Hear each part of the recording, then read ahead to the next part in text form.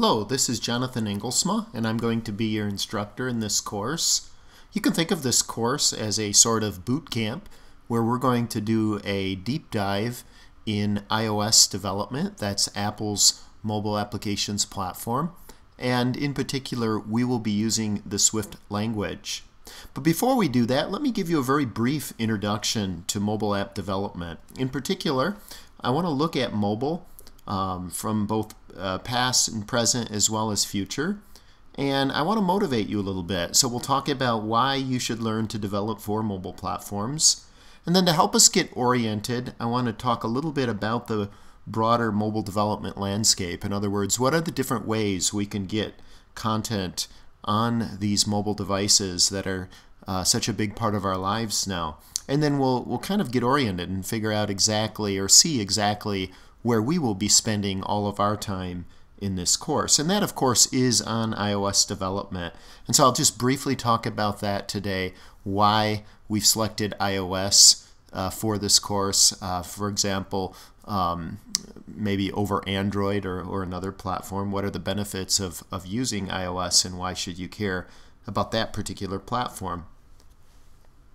So in terms of the very recent past, we've seen this phenomena where the smartphone has started to gobble up all these other devices, these dedicated devices in our lives. So you can see our traditional camera, maybe your game console, the metronome on your piano, your television, your wallet even with Apple Pay and some of the new things that are coming.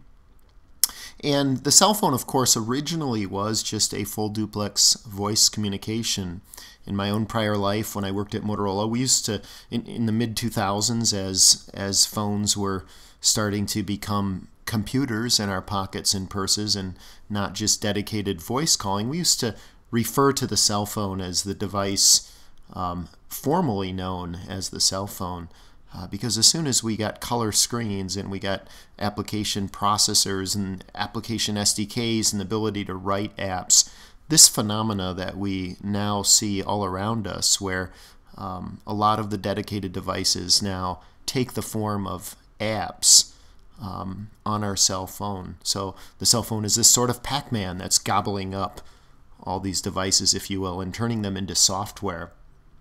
So at the present time, a lot has happened in the last, say, 6 or 7 years in the mobile industry. The landscape has changed radically. We've seen the rise of the smartphone, these programmable, very easy to use devices that almost everybody has, as well as this newer tablet form factor. So the iPads and the Android tablets. Tablets have been around a long time, but it's really the last 5 or 6 years where they've really become a viable platform that developers care about and will want to spend time developing for. And along with both of those development, we see the vibrant application ecosystems and the importance of software. I can't stress enough with you how difficult it was just 10 years ago to be able to, as an independent mobile app developer, to get your application out on the devices that people are using was next to impossible. And today, of course, it's very easy, or at least fairly straightforward, once you've got your app, to publish it and have millions of people have access to it within days, if not a few hours. And of course, along with that is the data network ubiquity. So the wireless wide area data networks now in most places are very well developed, and we have this ability to connect the software running on our phones with everything and everybody else out there in the world. And that goes, cloud integration is another really important factor here. In fact, in this course, we will look at how to integrate our mobile apps with cloud backend systems. And that's an integral part of mobile apps today. It's not just the software running in the client, but there's usually a set of very scalable APIs or a platform, a back-end platform, if you will, that's serving the data up to our client applications. So what does the future look like for mobile development? Well, I don't think any of us knows for sure, but the way I see it, there are a few things we know for sure or are very likely to take place. I think it's a safe bet that the platform fragmentation that we see out there today will continue for the foreseeable future. In other words, I don't see the iPhone or the Android platform going away anytime soon. So we'll at least have two platforms to contend with. And Windows Phone, Microsoft is also a very successful and powerful company. And I don't think they will go away, though a much smaller piece of the market. You just never know where that platform will go. So 2, 3, maybe more platforms will continue to have to develop for as developers. I do think because of this fragmentation that HTML5 is going to be increasingly important for mobile developers. So HTML5, CSS3, JavaScript, there's a lot of interesting developments in the web space, and in certain applications using a web approach over native apps is definitely something that you might want to consider, because it does address that fragmentation problem where you don't have to necessarily write a different app for each one of these platforms, but you could write one web app that deals with all of them.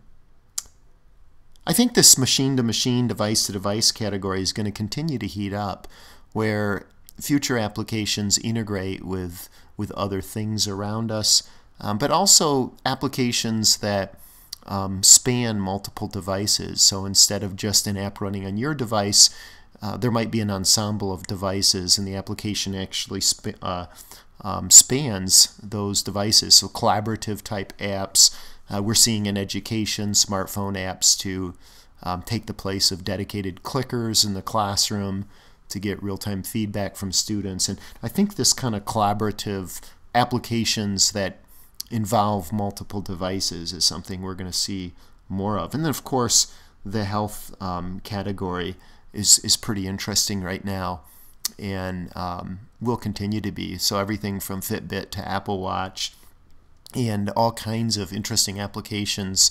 Apple just announced Health Kit last year, and lots of activity in this space, and I think that's going to continue because, after all, these devices are pervasive. They're always with us, and so they make great accountability partners, or if we've got various sensors on us, a great way to collect real-time data to diagnose what's wrong, or even to predict future medical events and help prevent them, and so forth. So I think this healthcare category is a really interesting one in the foreseeable future.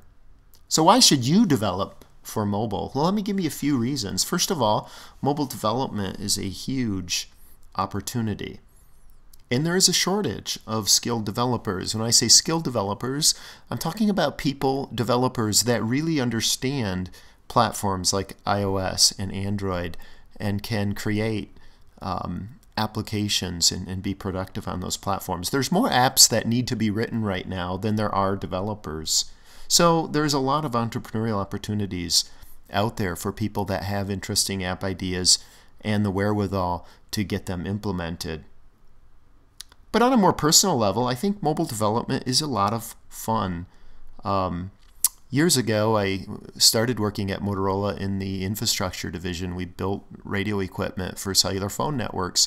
And if I was at a social gathering and people asked me what I did, it was really hard to explain to them the type of software I worked on in those days. But nowadays, when somebody asks me what I do, I can pull out my iPhone and I can show them firsthand, and instantly people get it because people understand and use this technology. So as a developer, this sort of instant gratification is really important, and I think it's something that motivates us and makes writing the software a lot more fun when you get to see real people using and appreciating the software you write. There's something about that makes it a lot more enjoyable. And there's also, you could say, mobile apps allow you to express yourself in a way. It is front-end code, and you have a lot more opportunity here to kind of create your own custom controls, create this app the way you want it to work, and hopefully something users like it as well. So I think mobile development in general is more fun for these reasons. So how big is mobile? You might be wondering, how big is this industry? Well, let me just give you some numbers, and there's a link on the bottom of the slides which you can download and take a look at. But there's approximately, and I think these might be a couple years old, these facts, but there's approximately 7.1 billion people on the earth, and 4.2 billion of those people brush their teeth, and 1.6 billion of them use televisions. There's 1.2 billion personal computers in use, 1.1 billion automobiles registered and in operation, and over 6.8 mobile subscribers on planet Earth. What we mean by mobile subscribers there is this is how many phone bills get paid every month. So obviously some users may have multiple subscriptions here, but this gives you a little bit of a perspective on how big the mobile industry is. Just some other numbers here. You probably haven't thought about this too much unless you're an economist, but there's only a handful of trillion-dollar industries on the planet. So automotive is one of them, and food and clothing, and these are all kind of obvious. You think about these things in your lives and their must-haves and so forth. Construction, banking, armaments, building weapon systems, and mobile is a trillion-dollar industry, one of the $6 trillion industries that exist. And all of these industries we've got up here are very old. They've been around. Maybe automotive is probably the youngest, and that's I don't know, must be 80 to 100 years old. Mobile, of course, is much more recent, but already it's a $1 trillion industry. So in terms of the mobile app development landscape, so there's lots of different ways we can get content on these devices. So over to the left side of the screen, you'll see mobile web apps. And if we took this approach over on the far left, what we're really doing is writing a web application that is either responsive or simply formats the output for small touch-enabled devices. And there are a number of interesting frameworks out there that we can use to make this process much easier. So I've listed some of them there: jQuery Mobile, Senka Touch, and so forth. Now, if we go over to the far right of the screen, I've listed native applications. And by native applications here, we don't mean web apps, but we mean applications that are actually downloaded and installed, resident right on that device. Now, if we're going to develop a native app, we need to use the tools in the platform for the target device. And these are all different. So if you want to write the same app and have it run on Android as well as iOS, then you're essentially writing the same app twice. Now you might get some reuse in terms of the overall design and the effort required to elicit the requirements from the client or whoever you're building the application for. But at the end of the day, you're really using two different software stacks to develop that app. So it obviously is going to be more expensive, more time-consuming to create the native app than perhaps a single mobile app or a single web app that runs. You write it once and it runs and looks great on both Android and iOS. So you can see there's some trade-offs there. So the mobile web app is probably a little bit more economical way of doing things than the native app. And yet the native apps often have a better user interface. That's because they're more tightly integrated with the underlying platform. Another significant advantage of the native apps is that today end users, consumers, are used to getting content on their devices via the App Store. So the Google Play Store for Android and the Apple iTunes App Store for their iPhone or iPad. So users are used to finding the applications in the app stores and then downloading them. Users are less familiar with Googling for a mobile web app or even bookmarking a mobile app so they don't have to search for it and find the link for it, or worse yet, trying to type in that link. So in terms of discoverability and making the app more accessible, the native app, at least today, has a leg up. Now, given these trade-offs, the cost associated with a native app, but yet the benefits of it versus the economical way we can address the fragmentation problem over on the far left, has given rise to this approach in the middle, which I've dubbed the hybrid apps. These are typically frameworks that let us write the application once, and then through some type of a generative process or some tooling, it will generate various versions of the app for each of the SDKs. So we still have a native app at the end of the day, but we're only writing it once, just like we did the web app. So these have become fairly popular, especially in enterprises. Now, one could argue that the user interface is still kind of a lowest common denominator approach, and they're not as tightly integrated into the underlying platform as a native app. But there is some benefit to using that middle approach in certain situations. Now, in this course, we're going to focus primarily on native apps, and in particular, we're going to spend all of our time learning the iOS frameworks, the Swift language, and we're going to be using Xcode, Apple's IDE, for developing on their platform. So this gives you a little bit of a feeling for where we're going to be spending our time in this course. But just keep in mind when you're out there doing this in the real world, some of these other approaches might be viable ways to get content on these devices as well. So why should you learn iOS? So why did we pick iOS and not use Android? Well, we have used Android in the past for this course, and we've used iOS as well. And one of the things we've learned is when it comes to building out an interesting application for a student, it turns out that iOS is a little bit easier to learn and to get a decent looking application written. In other words, to get the UI right on iOS, it's a much less daunting task than doing that on Android. And Apple has a little bit of the advantage here because we're only targeting a very small device population. There's really the iPhone and the iPad, and the iPad form factor is pretty much the same. On the iPhone, we've got a few different screen sizes we got to deal with, but it's a whole different situation than the Android stack, where you've literally got hundreds of different device form factors, different screen sizes, densities, etc. Secondly, there is a really huge demand for iOS developers. Now, there's definitely demand for Android developers as well, but we see a lot of folks that are writing mobile apps. If they've got budget for one, they usually go with the iOS platform first. So there's a lot of opportunity out there for people that are proficient on the iOS platform. And this last option is kind of tongue-in-cheek.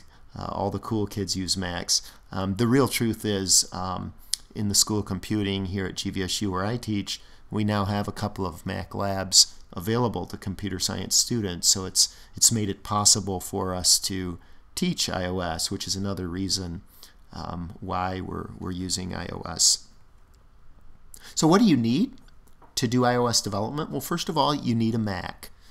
And there are people that have figured out how to do this on Windows, but you really don't want to go there. You really need a Mac, a MacBook or an iMac, or the most inexpensive way would be to get a Mac Mini. You're going to need to download the software. So Xcode is a free download from the Mac App Store. And in terms of languages, in this course we're going to focus on Swift. So you're going to want to become proficient in that language. But you also will need to have some basic skills in Objective-C as well as the C language itself. Now, in order to test on an actual device, so if you have an iPhone and you want to do the homework and run them on your real device, you're going to need to pay a $99 annual fee to get access or get the rights from Apple to be able to install and test software on an actual device. And you have to pay that $99 annually. That also gives you the ability to deploy your application to the App Store for real users to download when you're done. Now, if you are a Grand Valley computer science student and you're enrolled in one of our mobile apps course, we do have a way to add you to our university portal that will let you test on your device. You won't be able to deploy, but you certainly can test. So if you're interested in that and you're a Grand Valley student enrolled in one of our courses, you can see me and I can get you set up for that. So in summary, we've seen that mobile has been around for a long time, but we've seen some dramatic changes in the mobile industry, and especially in terms of how we get software out on the devices. We've seen that the mobile developer opportunity is really huge. There's a lot of interesting things people with skills in this area can get involved in. And we've seen that there's a broad spectrum of techniques or technologies that can be used to get software out on these devices. And we're going to look at one particular approach, writing native apps for the iOS platforms. In our next lecture, we're going to take a look at the iOS platform from a developer perspective.